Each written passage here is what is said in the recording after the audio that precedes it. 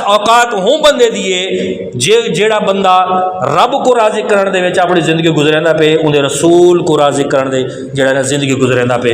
بس اساں کو تو یہ چیز ہمارا پیش نظر ہونی چاہیے نا کہ بھائی کیا میرا رب مینوں راضی ہے؟ میری قوم کیا ہے؟ کوئی نہیں۔ برادری کیا ہے؟ کوئی نہیں۔ حیثیت کیا ہے؟ کوئی نہیں۔ مقام کیا ہے؟ کوئی نہیں۔ عہدہ کیا ہے؟ کوئی نہیں۔ منصب کیا ہے؟ کوئی نہیں۔ محلہ کیڑا ہے؟ کوئی نہیں۔ شہر کیڑا ہے؟ کوئی نہیں۔ کم کیڑا ہے؟ کوئی نہیں۔ بس یہ چیز ہونی چاہیے کہ جیڑی بھی حیثیت وچ میں ہاں، جیڑی بھی پوزیشن وچ میں ہاں، کیا میرا رب مینوں راضی ہے؟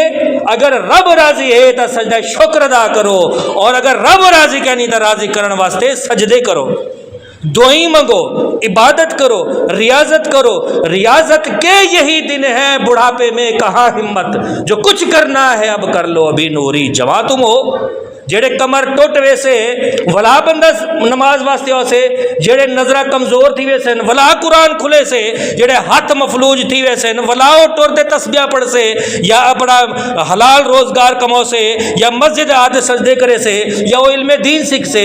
کیڑے ٹائم دا انتظار ہے، کیڑی گھڑی دا انتظار ہے؟ لحد میں عشق رخ شاہ کا داغ لے کے چلے، اندھیری رات سنی تھی چراغ لے کے چلے۔